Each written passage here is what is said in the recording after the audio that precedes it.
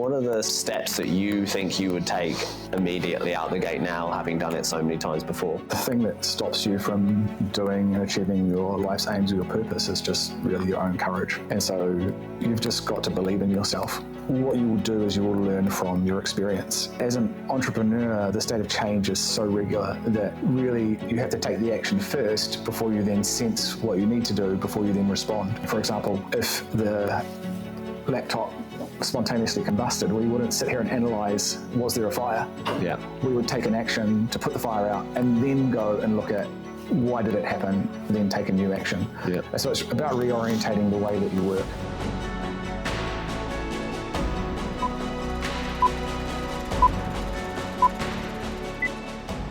Hello and welcome to another episode of Ways to Wealth. Today I'm joined by Matthew Jackson. Matthew, let's try again. Who are you and how did you get here?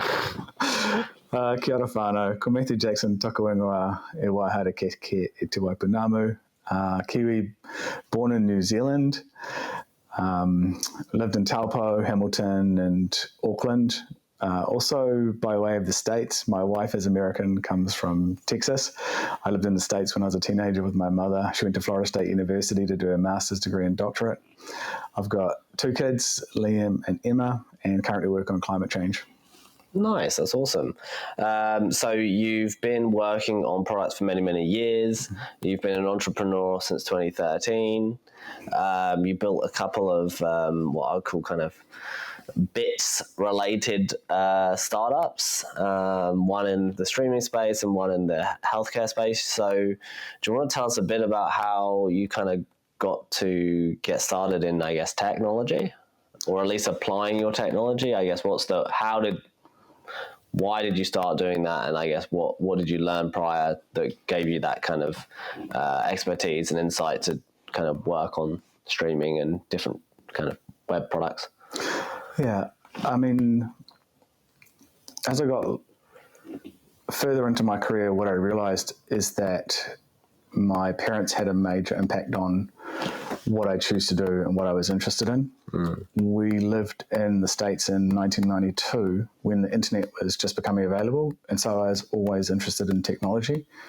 My mother was a teacher and a lecturer, and so I was a lifelong learner. And my father was a Baptist pastor, so I always had a streak which was about fairness and impact. After my degree, I couldn't imagine getting working for an accounting firm or a consulting firm. I thought technology was really interesting and ended up working for a company called BCL that was later rebranded as Cordia, deploying digital television, digital radio, national Wi-Fi networks, that kind of thing. Yeah, okay. And then you created a streaming platform that kind of annoyed everyone. Annoyed everyone. We got sued by an entire industry and then had to pivot and scale the business to nearly 20 million users in 18 months. It was a heck of a ride. Front seat to convergence, and I kind of understand what it means to create a movement where people take on something that you believed in and you just get swept up in it. Right. It's a pretty amazing experience. Yeah, that's awesome.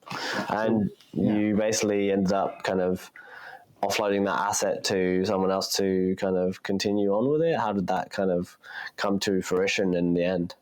So we made Netflix available before it was here. Yeah. And for our customers, it was about creating a point of difference for their internet connection. Broadband's a commodity, and we decreased the cost of acquisition for our customers by nearly 90%. Our job was to create an open and fair access internet.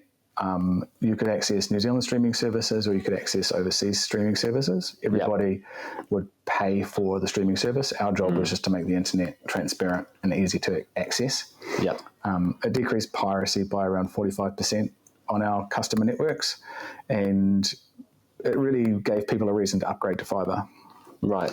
I also had a company off the back of that called Doctor to Go. Yeah. What I realised was that the healthcare system, I deployed a teleconference service between 2 district health boards nearly 20 years earlier when the connection was $100,000 per year.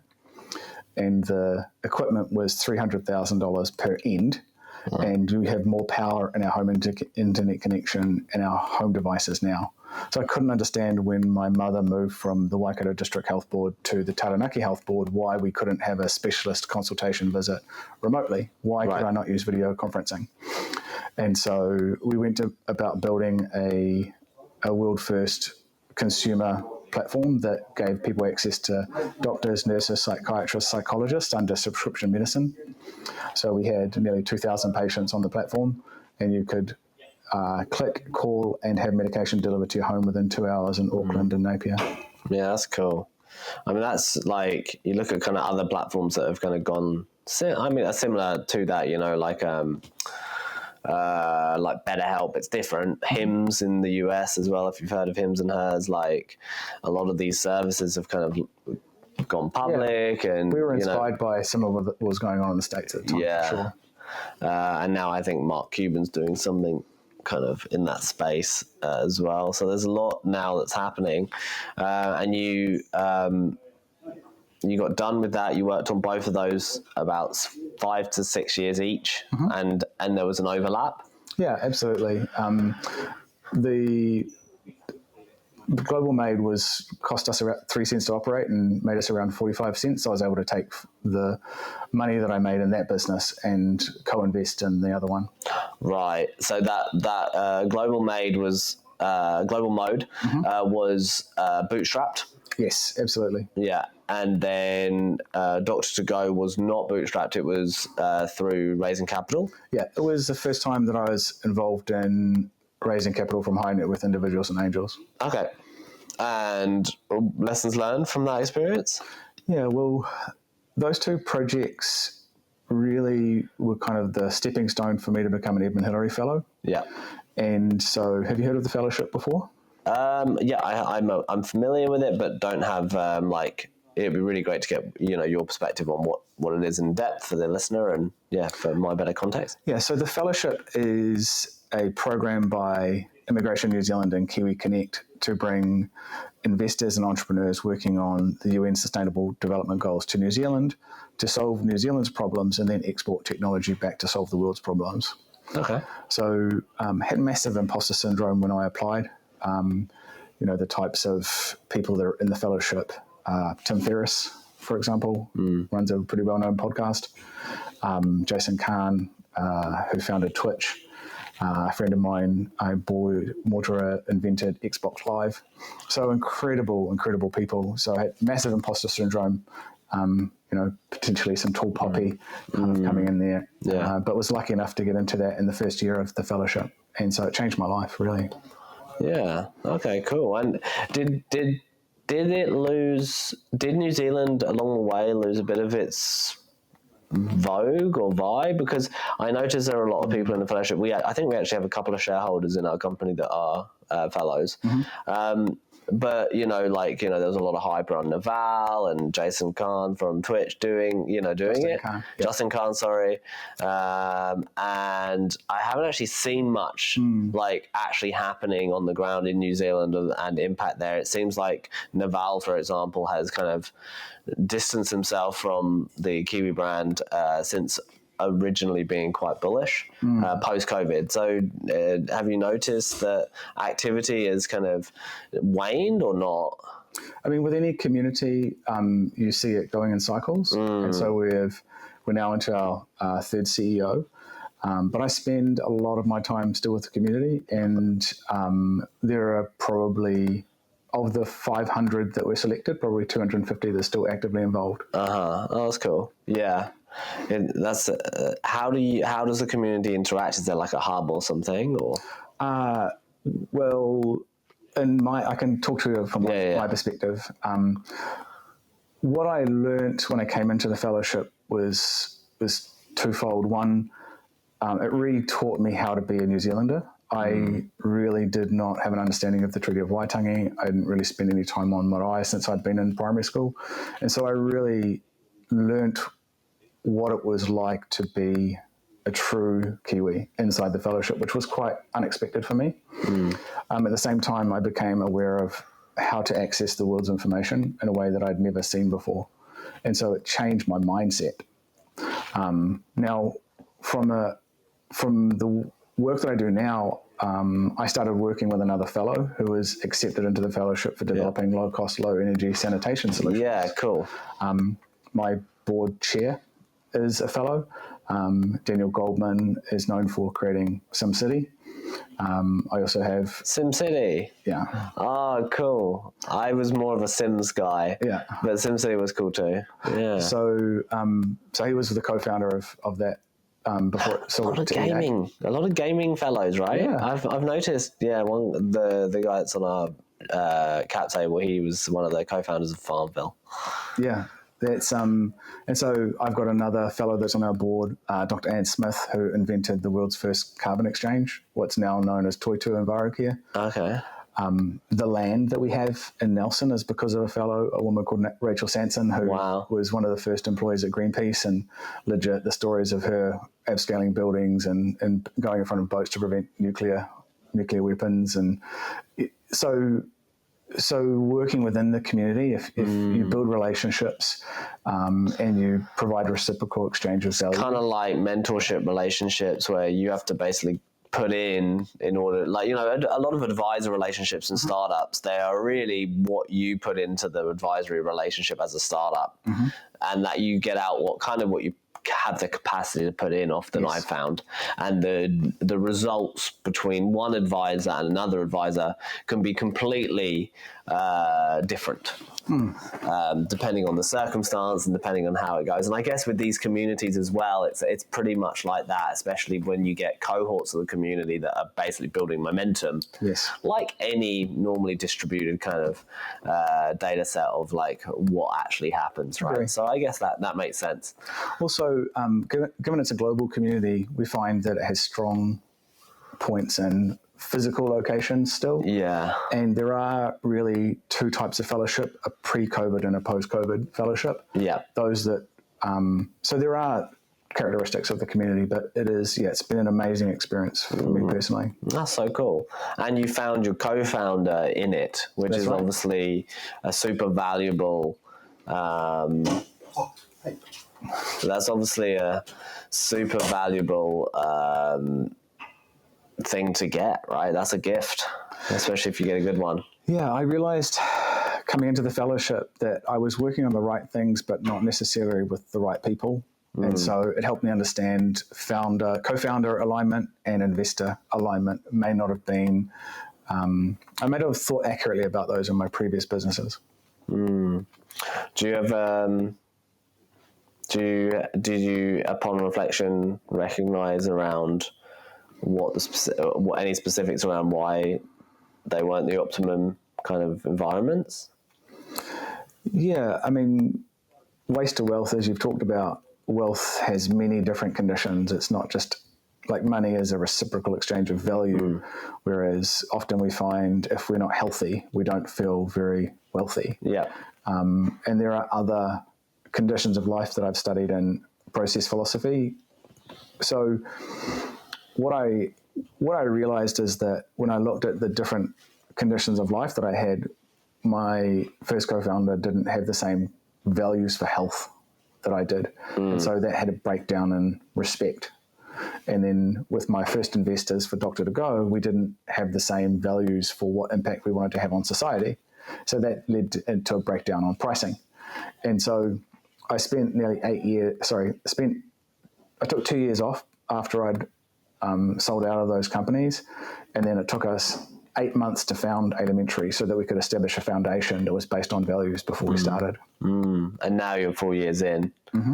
So how have you gone about that kind of approach of, you know, going from bits to atoms, and then creating something that's in the deep tech space and most likely very capital intensive? So why don't you start off by telling us a little bit about how the solution that you've designed works and what it's doing, and then it'd be really interesting to see how you've actually kind of gone about funding it, etc. Yeah, really good points. It is infrastructure, so it is capital intensive. Ironically, it's significantly cheaper than all of the other alternatives, both from an OPEX perspective and a CAPEX perspective. Right. So it is relative.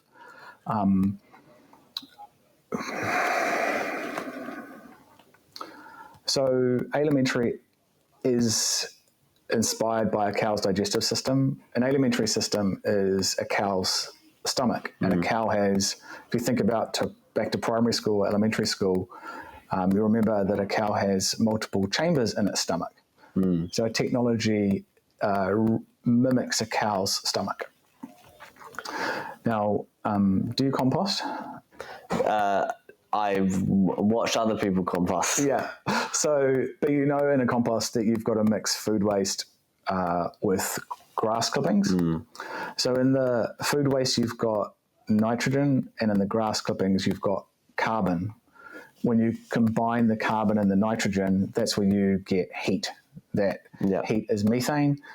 We capture that methane, and that methane is actually energy. We can convert it into electricity. It can be a replacement for LPG, or it's a feedstock for hydrogen. Awesome.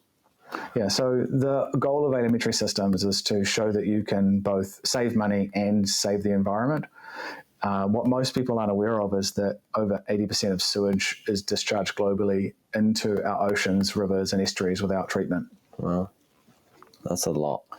Yeah, the sad thing is that there is sufficient energy, nearly 10 times the energy in the sewage that we would need to treat the sewage, and we're just losing those energy, we're losing those nutrients, and we're not treating that waste as wealth.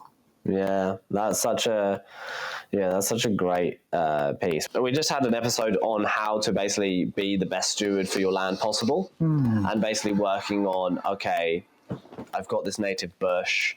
How do I yield from the native bush and get productivity from it? How do I make sure that I'm incentivized not just for carbon credits, but also to kind of grow the native bush in New Zealand? And he had some great takeaways. And it's kind of a similar situation around, okay, well, we've got all this energy and waste. We're kind of throwing it out, whereas we could be actually stewarding it in a better way, where we're actually harnessing the energy and providing a cleaner ecosystem for our environment. So you're talking to Blair? No, it's a guy called Adam. Cool. Yeah. Yeah. I mean, most people don't understand that the economy and the environment are completely linked. If you look at COVID and when we stopped flying planes and suddenly the birds came back and emissions went down, the environment and the economy are so completely linked. And that's what we aim to show, that because of the way that our current systems are set up, we're trying to redesign the system. We received the largest innovation grant from the Ministry for the Environment in its history for waste innovation. And we're looking at how do you redesign that system so that instead of building a new landfill, you can divert the waste from the landfill into a system that captures the value in it. And our technology is designed to create 4 revenue streams. We get incentivized through reducing gross emissions. We generate energy that we can sell. We create green fertiliser, which has a benefit to reducing the nitrogen that's on land and impacting water streams. And we also get paid to process the waste. So we have a very, very, so our projected IRR is around 37%, and we can also save people money. That's cool. And you guys have done a number of kind of phases now. So you're now actually looking at something commercialized in Nelson, having a fully kind of fledged operation. So what was the process to get from, idea in a coffee shop, maybe different now, to, a plant in Nelson actually being kind of on the cards and being kind of started? Honestly, not too different. My background is in industry disruption, looking at an industry from the outside to see where something that is a status quo that is not being challenged needs to be changed, or could be changed with evidence. And so I met my co-founder, Haman Martin, through the Alimentary Fellowship at a unconference event that we're holding. He was walking off with a friend of mine, Ollie, and talking about sewage, and I could not possibly imagine why anybody would want to do that work. Yeah. but who is incredibly ambitious. And as we got to know each other, it took us about 8 months, but then I joined him full time, and we founded Alimentary together in New Zealand. Cool. And what's the cap structure look like? Have you only used grants so far? How have you gone about building the business of the business? Yeah, so with the previous organisations, I'd raised angel capital and done Callaghan grants. In the infrastructure space, it's completely different. Right. When to look at venture capital, they want very succinct IP, and we're 100-year-old technology that's being modernised. So then looked at, okay, what were other ways to validate our technology? So we received and applied for an innovation grant out of the Waste Minimisation Fund and received nearly 5.8 times what they would usually allocate out for waste streams. To get through that process, we have self-funded, but we have around 500,000. We raised 500,000 in investor funds under a safe note model, and we received close to $75,000 of innovation grants and awards. Okay, and there's probably scope for larger grants and matching, I guess, through as you grow. Yeah, so the way that the waste minimisation grant works is for every dollar we spend, we will get repaid 40 cents. Yeah, cool. Yeah, so if you guys are spending $1 million, you're going to get 400. You're going to be able to get 400K back. Yeah, if on R&D. Yeah, that's good. So, is there? What's been the biggest challenge with this kind of project then? Like, you came from innovation in areas that were permissionless in a sense to execute. Low cost, easy to get live, software based, spin up a cloud. Yeah. And now obviously very different. So as the commercial person in the project, like, what are you spending your time on? And what have you found the biggest challenges have been? That's a really good question. And I think it goes in phases. So having never built a bioenergy system before and having not been involved in the industry, that gives me two unique perspectives. One is I can see what the industry is not willing to do and then go to work on that. But two, I've got to get up to a minimum viable level of knowledge. And so that process probably took about 18 months. Right. But it was valuable. And now what would you say the biggest challenges have been? If I think about that, it's traditionally that the perceptions of deep tech are that they're capital intensive. In the traditional venture capital network, you need to have identified a lead investor who will put in potentially 40% of the funding. We've got the government to put in 40% of the funding. So there's a narrative, even though we've been through a significant due diligence process with Grant Thornton, that we've still got to get the first lead investor. And sometimes that will stop the investment from coming in. New Zealand, if we were a traditional business, we would, in the US, be able to get project finance. We would pay 13%. We'd pay interest only for the development of the plant for 2 years, and we'd go into a debt-based model from revenue, because I have contracted revenue streams of nearly $2 million per annum, and my operations cost on the plant's around $500,000. So we can fund the infrastructure from the cash flow of the business. But in New Zealand, we don't have those financial systems in place. Traditionally, if you're going to build a project like a house, you've got land that will back the asset. If the developer folds, the bank takes the land. We don't have that. We don't have those financial mechanisms. Excuse me.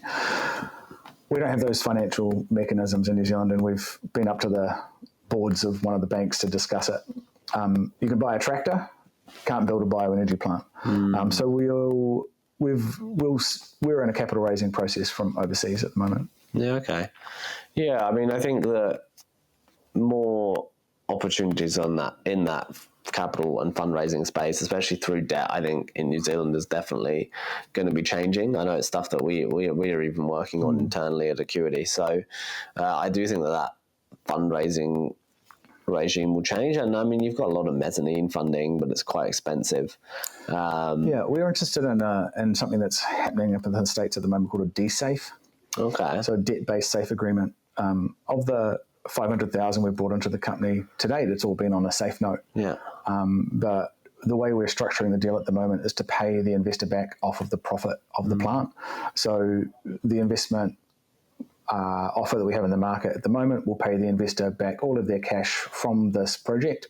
They'll also receive equity in the company, and they'll get future dividends in all additional plants. Right. Okay. Yeah. It's like a modified safe, basically. Yeah. Yeah, interesting. Yeah, we've also been working on a bit of a modified safe within our regime because I think, yeah, like you say, I think the venture has actually changed, and I think that more people have woken up to like the funding mechanisms that are available and how to be strategic and how you actually get from basically milestone 1 to milestone 6. And a lot of the market was about burn as much capital as possible to show as much progress as possible, and if you can keep that momentum up, you win, you get an exit.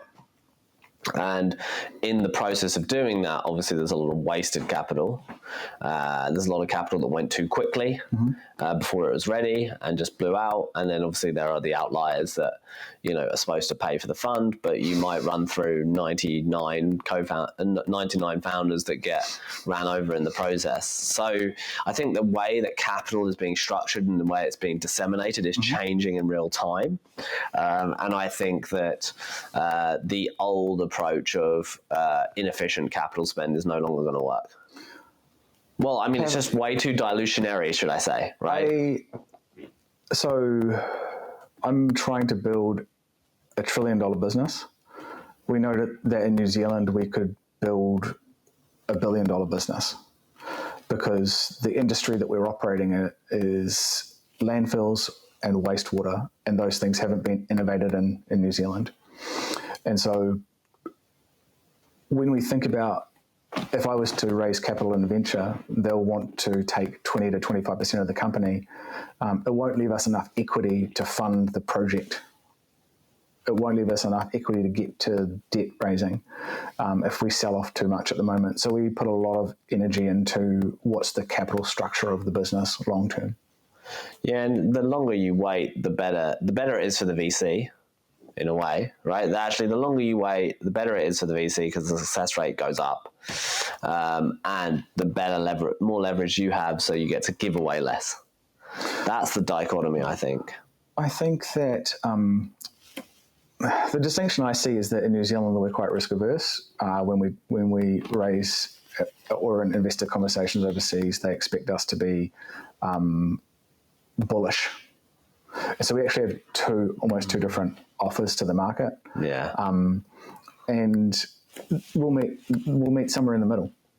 I think that in general we're probably undercapitalized, but we get a lot done for the way that we utilize our capital. Yeah. And we have a small team, but we have 7 advisors, and the two of us have quite a lot of experience. It's not my first company. It's also my co-founder has a deep understanding of the science and the technology, having been involved with policy development overseas. He's been involved in building a bioenergy plant in India that was 200 tons per day for scale. The one we're building in Nelson is 20 tons per day. Right. So we've built a network of, so the guys we work with build their technology for Shell, and the installation teams we work with in New Zealand have been around for 40 years. So behind us as a project developer, we have close to 500 resources of nearly 500 people working on the project. So at the front, it's a small team, but at the back, there's a lot of capability. That's cool. And we're just at this kind of inflection point where the commercialization is going to start happening, and that's now in sight for you. What does success look like then in terms of the business and for you personally over the next 5 years? If we were to fast forward to 5 years from today, and having another episode, what would you envision you would have achieved? What would the world look like? Yeah. Yeah, well, I mean, all of our energy is going into getting this first project live. Actually, that's not true. We've identified a second site that we're scoping up, and we've been doing so for a year. So what our objectives are for this plant is to figure out exactly where the price point is for the fertiliser product. Indicatively, it could be anywhere from $180 per tonne up to $480 per tonne. We're also trying to figure out how do we manage the variable natures of organic waste. For example, when you create wine, you have grape marc that's left over from the season, but that only happens in a 6-month period.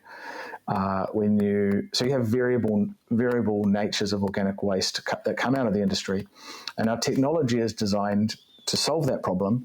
But we also then have to look at what's the business model, how do we manage cash flow, what are the product and go-to-market strategies for those wholesale relationships to put that product to market.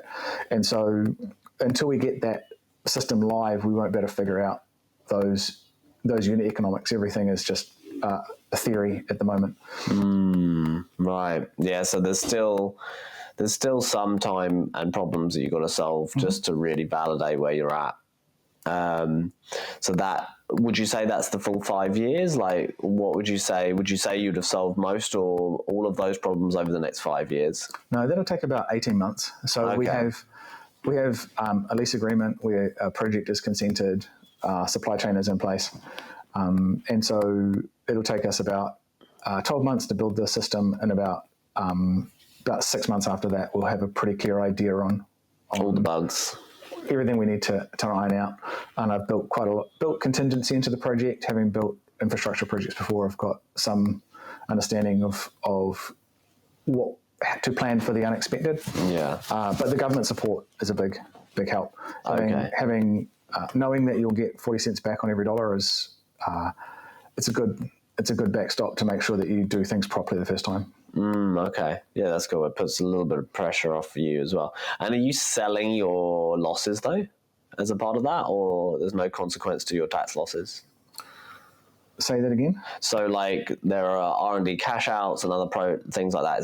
Is it basically, because sometimes you're getting 40 cents back, but you're actually sacrificing that loss, so you can't in the future. Like, that loss isn't being built up, you're basically spending it. Is that the case here, or is it not? That's a different thing. Yeah, I mean, the grant will be utilised on capital, and the capital asset will be depreciated. So it's just a source of funds. Okay, so it's not like a tax write-off. No, it's not a tax credit. Sorry. No. Okay, yeah, not a tax credit. Because we've utilised a tax credit that allows us to basically get cash back on the R&D we do. However, we're sacrificing, a full loss for money today. Yeah. Which is great for a startup. For cash flow purposes, definitely worth looking into and utilising if you have a need for it and you qualify. However, the types of conversations that we're having are, because we have contracted revenue streams and we have the ability to put cash back in the investor pocket from the plant. The conversations we're having are, do you want to take cash out, or do you want to leave cash in? And that's then determining the percentage of equity they'll be allocated. And the reason for that is quite simple. When you're building deep tech, we think to be able to provide a payback within a reasonable time frame of the fund makes sense to the funds that we're talking to. Also, if we're bringing in overseas investment, they don't necessarily want to have to deal with cash flow during the period in which they've allocated capital. So those are the types of conversations we're having at the moment when we structure the cap table. Okay, cool. Do you expect a capital raise to continue into how much longer? Is there an amount of money you're looking to raise total? Is there a time frame that you're expecting to do it? Yeah, I mean, we're in the middle of that at the moment.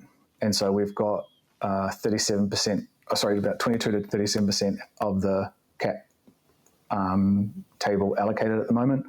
We're raising $7.5 million New Zealand, which is quite a lot for a seed. And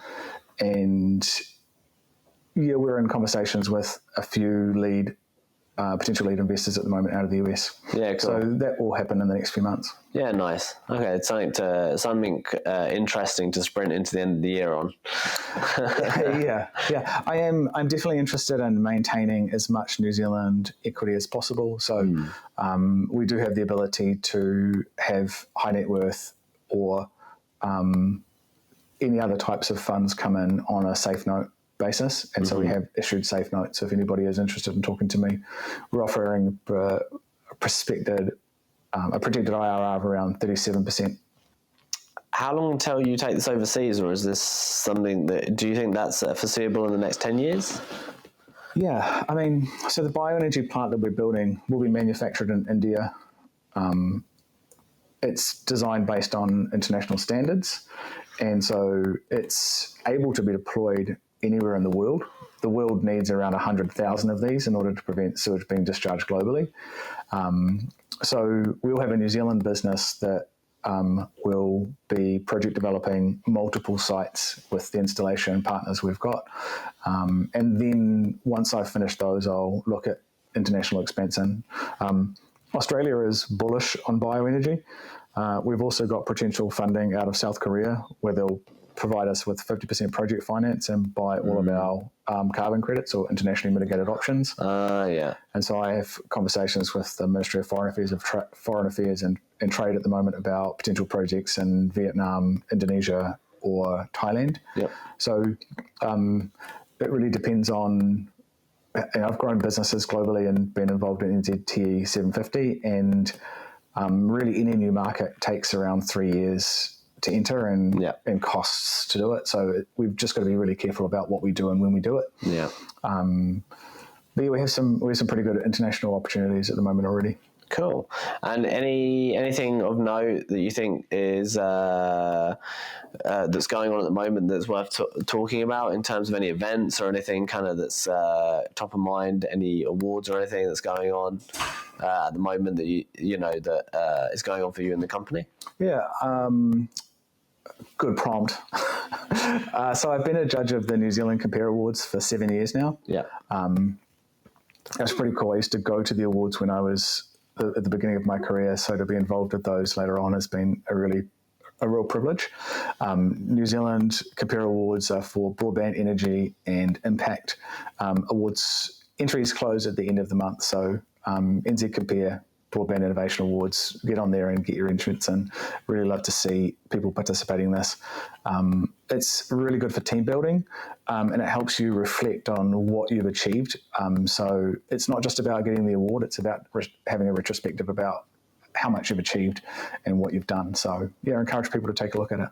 Yeah, awesome. And I think that kind of segues into like kind of the landing where, you know, someone wants to go and try something out and start getting an idea from a thought to someone feeling it and experiencing it, whether it be through a white paper or an MVP.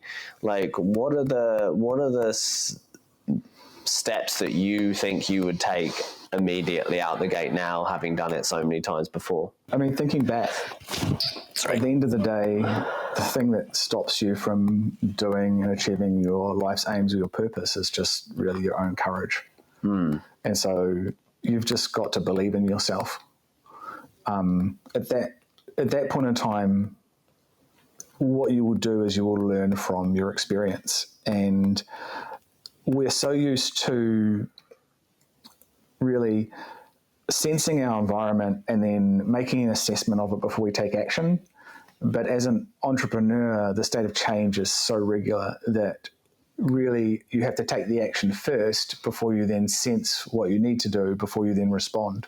Yeah. And so if you're going to start your first organization, or even if you're in an existing organization where the state that you're operating in will change constantly, you have to be aware of what state is or what's going on in the environment to determine how you should take an action. For example, if the laptop spontaneously combusted, we wouldn't sit here and analyze, was there a fire? Yeah. We would take an action to put the fire out and then go and look at why did it happen, then take a new action. Yeah. And so it's about reorientating the way that you work. Oh, interesting. Yeah, well, George Soros has this really interesting thing, and I can't remember if it was Soros or Druckenmiller. Druckenmiller's like his protege that is now kind of solidified himself as the greatest hedge fund manager of all time, in my opinion. Over 30 years of positive returns without a down year, which is, he admits a lot of it to luck as well. Timing, a lot of right? business is luck. Yeah. And but they have this thing, and I think they both have it a little bit in their firms, which is invest then investigate, because to your point, the market has become so competitive at that level. Now, this is different to, passively investing and building up your retirement. This is obviously, the kind of Olympics of market participation, right? And they have this thing around invest, then investigate. To your point, okay, take an action, kind of get in the position, because things are going to change, and then learn really quickly and find out. So I think that's a really cool piece of advice. Yeah, and then the other thing that we do is, so I studied process philosophy for 7 years. Yeah. And the essence of it is that you have to build teams that are balanced. If you look at any personality profile, they traditionally have 4 different personalities. And so whenever we're in a room, we're trying to balance those personalities or those biases. I myself am an inventor, so I'm very forward-facing. Yeah. Around the table, you also want to have somebody that's focused on relationships. Yeah. You need to have somebody that's really good at contracting or getting the black and white and the agreements in place. And you have to have somebody that's really good at making an assessment based on what work and action has been done, and bring those in at the right time. Yeah. Because when they're not brought in at the right time, they can take things backwards. Yeah. And they can slow things down. Yeah. So how do you build teams based on biological orientation, where people naturally come forward into their skill set and the way that they think, in order to accelerate the way that the organization moves forward? Yeah, awesome. Well, thank you so much for coming on the podcast. I really appreciate it. Yeah, my pleasure. I really appreciate the introduction. And we did it twice. So thank you. Awesome.